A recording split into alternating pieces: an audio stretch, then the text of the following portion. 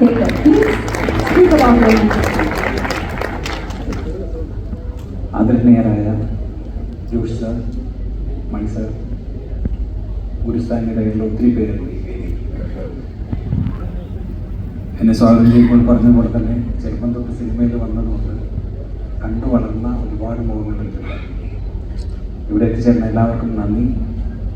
മനസ്സ് ആത്മാർത്ഥമായിട്ട് സന്തോഷത്തോടുകൂടി താങ്ക് യു സോ മച്ച്. അപ്പോൾ ഈ കെയർടേക്കർ എന്ന് പറയുന്ന സിനിമ ഇപ്പോൾ നിങ്ങളുടെ മുമ്പിലേക്ക് 26 റിലീസ് ചെയ്യുമ്പോൾ ഞാനും രാജേഷ് ഷാവനും ഞങ്ങൾ ഒരുമിച്ചിട്ടുള്ള ഈ സിനിമയുടെ യാത്ര തുടങ്ങിയിട്ട് 5 വർഷം. അപ്പോൾ ഈ 5 വർഷത്തെ ഞങ്ങളുടെ ഓർമ്മകളും ഞങ്ങളുടെ പ്രയത്നവും ഒക്കെ നിങ്ങളുടെ മുമ്പിലേക്ക് എത്തുകയാണ്. ഈ സിനിമയുടെ കഥ ഞാനല്ല എന്ന് പറയുന്ന സിനിമ ഫഹദുമായിട്ട് ചെയ്ത് രണ്ടാമത്തെ സിനിമ വീണ്ടും ഞങ്ങൾ തന്നെ ഒരുമിച്ച് ചെയ്യാം എന്നുള്ളൊരു പ്ലാനും ഞങ്ങൾ പല കഥകളും ആലോചിക്കുന്നു. പക്ഷെ ഞങ്ങൾ രണ്ടുപേരെയും എക്സൈറ്റ് ചെയ്യുന്ന ഒരു കഥയിലേക്ക് എത്തിയില്ല. അങ്ങനെ ഇരിക്കുമ്പോഴാണ് ഒരു ദിവസം രാജേഷ് എൻ്റെ അടുത്ത് വന്നിട്ട് ഈ കഥ പറയുന്നത്.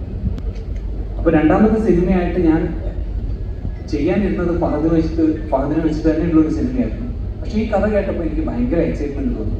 പക്ഷേ ഇത് ഫഹദ് ചെയ്യുന്നൊരു ക്യാരക്ടർ അല്ലാന്ന് ഞാൻ രാജേഷിൻ്റെ അടുത്ത് പറഞ്ഞു. ഞാൻ രാജേഷിനോട് ചോദിച്ചു ആരായിരിക്കും പിന്നെ നമുക്ക് ഈ പവിത്രൻ എന്ന് പറയുന്ന ക്യാരക്ടർ ചെയ്യാൻ ഏറ്റവും.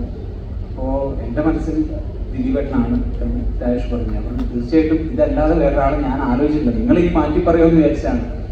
പക്ഷേ അറിയില്ല, കാരണം ഞാനും ദിലീപേട്ടനും ഇതിനു മുമ്പ് ഒരുമിച്ച് അഭിനയിച്ചിട്ടില്ല. പല വേദികളിലും നമ്മളുണ്ടായിട്ടുണ്ട്, അമ്മയുടെ പ്രോഗ്രാമിലും ഒക്കെ ഉണ്ടായിട്ടുണ്ട്. പക്ഷേ ഒരു കഥ പറയാൻ അപ്പോൾ എനിക്ക് ആദ്യം എൻ്റെ മനസ്സിൽ വന്നത് എന്താണെന്ന് വെച്ച് കഴിഞ്ഞാൽ വർഷങ്ങൾക്ക് മുമ്പ്, അതായത് അയാളിനാണല്ല ഞാൻ ചെയ്യുന്നതിന് മുമ്പ് ഞാനും ഫഹദും നിരന്തരം കാണുന്ന വളരെ സിനിമകളിലും സിനിമയുടെ കഥകളും ഒക്കെ ചർച്ച ചെയ്യുന്ന ഒരു കാലം ഉണ്ടായിരുന്നു.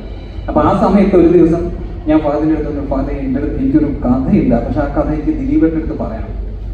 അപ്പോൾ നമുക്ക് പോവാം. അപ്പോൾ ഞാൻ ചോദിച്ചു ഇവിടെ എന്താവും ഇപ്പോൾ ദിലീപേട്ടൻ പാച്ചിക്കയുടെ പടത്തിൽ വാപ്പച്ചിയുടെ പടത്തിൽ ഇപ്പോൾ ഇവിടെ അഭിനയിക്കുന്നുണ്ട് എന്ന് പറഞ്ഞിട്ട് ഞാൻ ഒരു ദിവസം ദിലീപേട്ടൻ്റെ ക്യാരക്ടറിൽ ചെന്നിരുന്നു.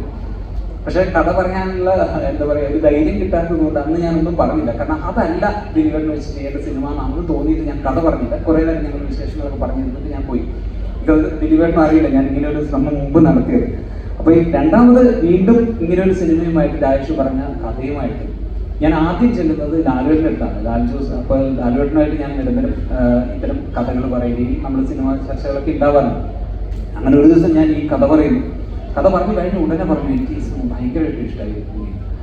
ആലോചിച്ചിട്ടാണ് ചെയ്യാൻ ഉദ്ദേശിക്കുന്നത്. അപ്പോൾ ഞാൻ പറഞ്ഞിരിക്കുന്നത് ദിലീപേട്ടനാണ് എൻ്റെ മനസ്സിലുള്ളത്.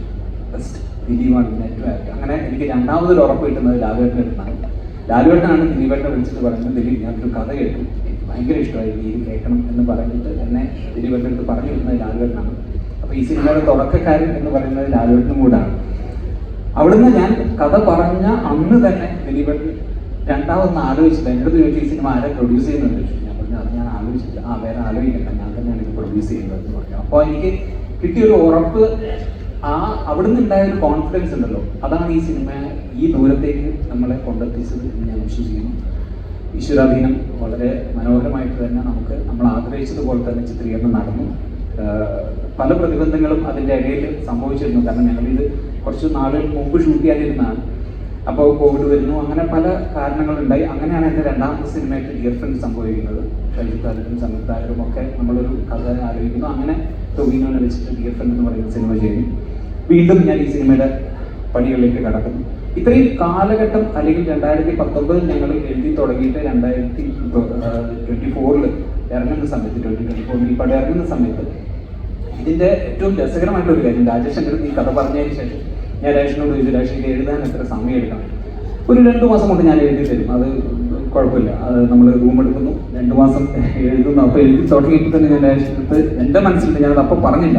പക്ഷെ എഴുതി കഴിഞ്ഞപ്പോൾ ഞാൻ രാജേഷിനോട് രാജേഷ് ഈ ഡ്രാഫ്റ്റ് ഇതിന് ഞാൻ പൊളിക്കാൻ പോവാണ്, തുടങ്ങുകയാണ് ഇവിടുന്ന് എന്ന് പറഞ്ഞപ്പോൾ രാജേഷിൻ്റെ മുഖമൊക്കെ മാറി. അപ്പോൾ അത് കഴിഞ്ഞിട്ട് ഞാൻ പറഞ്ഞു ഇന്ന് ഞാൻ ഇതിൻ്റെ കുറച്ച് കാര്യങ്ങൾ പറയാം എന്ന് പറഞ്ഞ് തുടങ്ങിയിട്ട് ആ പൊളിക്കൽ ഇപ്പോൾ കഴിഞ്ഞ 2 ആഴ്ച മുമ്പ് വരെയും അതിനകത്ത് ഇങ്ങനെ അപ്ഡേഷൻ നടന്നുകൊണ്ടിരുന്നിട്ടു. അപ്പോൾ ഏറ്റവും അതിൻ്റെ എന്താ പറയുക എല്ലാ രീതിയിലും അതിൻ്റെ ഒരു എസൻസ് കൊണ്ടുവരാൻ വേണ്ടി ഞങ്ങളുടെ ഭാഗത്ത് എല്ലാം ശ്രമം ഉണ്ടായിരുന്നു. ഇതെല്ലാം കഴിഞ്ഞ് ദിലീപേട്ടൻ ഈ സിനിമയിലേക്ക് വന്നപ്പോൾ തൊട്ട് ഞാൻ വളരെ ആത്മാർത്ഥമായിട്ട് ഞാൻ പറയുന്ന ഒരു കാര്യം, ദിലീപേട്ടൻ പലപ്പോഴും വിശ്വസിക്കുന്നത് ദിലീപേട്ടൻ്റെ ഭാഗ്യം കൊണ്ടാണ്, അല്ലെങ്കിൽ എന്താ പറയുക വിവാദം കൊണ്ട് മാത്രമാണ് ദിലീപേട്ടൻ ഈ നിലയിൽ എത്തിയെന്ന് വിശ്വസിക്കുന്നത്. പക്ഷെ കൂടെ പ്രവർത്തിച്ച ഒരാൾക്ക് ഞാൻ പറയാം ഇത്രയും കഠിനാധ്വാനം ചെയ്യുന്ന അല്ലെങ്കിൽ നമുക്ക് ഫോളോ ചെയ്യാൻ പറ്റുന്ന വേറൊരു നടനില്ല.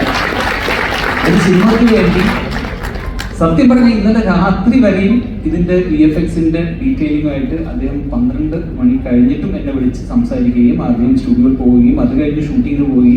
ഞങ്ങൾ ഫസ്റ്റ് സ്ക്രിപ്റ്റ് എഴുതിയിട്ട് ഇത് വായിക്കാൻ ചെല്ലുന്നത് വേറൊരു സിനിമയുടെ ലൊക്കേഷനിലായിരുന്നു. അന്ന് രാത്രി 10:30 ഷൂട്ടിംഗ് കഴിഞ്ഞ് വന്ന് അത് കഴിഞ്ഞ് ജിമ്മിൽ പോയി 11:30 വന്ന് അപ്പോൾ അന്നത്തെ ഷൂട്ട് ചെയ്ത് എഡിറ്റ് കാണാൻ പോയി. അങ്ങനെ 12:30 ഞങ്ങൾ സ്ക്രിപ്റ്റ് വായന തുടങ്ങി. പുലർച്ചെ 3:30 വരെ വായിച്ച് പിറ്റേന്ന് രാവിലെ ഷൂട്ടിന് പോയ മനുഷ്യനാണ്. അപ്പോൾ ഈ അധ്വാനം ആണ് അദ്ദേഹത്തിന് ഈ ഇവിടെ എത്തിച്ചിരിക്കുന്നത്. ഇത് ഇപ്പോഴത്തെ തലമുറയിലുള്ള എല്ലാവർക്കും അതൊരു വലിയൊരു പാഠമാണ്, അല്ലെങ്കിൽ ഒരു പാഠപുസ്തകമാണ് ദിലീപേട്ടൻ എന്നുള്ളത്. അദ്ദേഹത്തിന്റെ ഈ കഠിനാധ്വാനം അതാണ് അദ്ദേഹത്തെ ഇവിടെ എത്തിച്ചത്. കൂടെ വർക്ക് ചെയ്തപ്പോൾ ഞാൻ പറഞ്ഞില്ലേ, അദ്ദേഹത്തിന് കൂടെ വർക്ക് ചെയ്യാൻ സാധിച്ചപ്പോൾ എനിക്ക് കിട്ടിയ ഏറ്റവും വലിയ പോസിറ്റീവ് എനർജി അത് തന്നെയാണ്. എന്തായാലും ഞാൻ കൂടുതൽ പറയുന്നില്ല, കാരണം ഇത്രയും വിശേഷങ്ങൾ ഒത്തിരി പറയാനുണ്ട് ഈ സിനിമയുമായി ബന്ധപ്പെട്ടിട്ട്. എനിക്ക് പറയാനുള്ള ഒറ്റ കാര്യത്തിലേ ഉള്ളൂ, പവി കെയർടേക്കർ എന്ന് പറഞ്ഞ ചിത്രം ഒരു സന്തോഷം തരുന്ന സിനിമയായിരിക്കും. നിങ്ങൾക്ക് തിയേറ്ററിൽ നിന്ന് ഇറങ്ങുമ്പോൾ നിറഞ്ഞ മനസ്സോടുകൂടി ഇറങ്ങാൻ പറ്റുന്ന ഒരു സിനിമയായിരിക്കും. ഇത് മാത്രമാണ് എനിക്ക് പറയാനുള്ളത്. എല്ലാ നിങ്ങളുടെ പ്രാർത്ഥനയും സപ്പോർട്ടും ഈ സിനിമയ്ക്കൊപ്പം ഉണ്ടാവണം. Thank you so much. എല്ലാവരും മറ്റൊരു കൂടെ ഓൾ ദി ബെസ്റ്റ് യു. 5 വർഷമെടുത്ത് ഊതി കാച്ചി ഒരുക്കിയ പൊന്നാണ് അത്. മുത്തുപോലത്തെ ചിത്രമാവട്ടെ, പ്രേക്ഷകരെ കയ്യിൽ മാത്രം കിട്ടട്ടെ.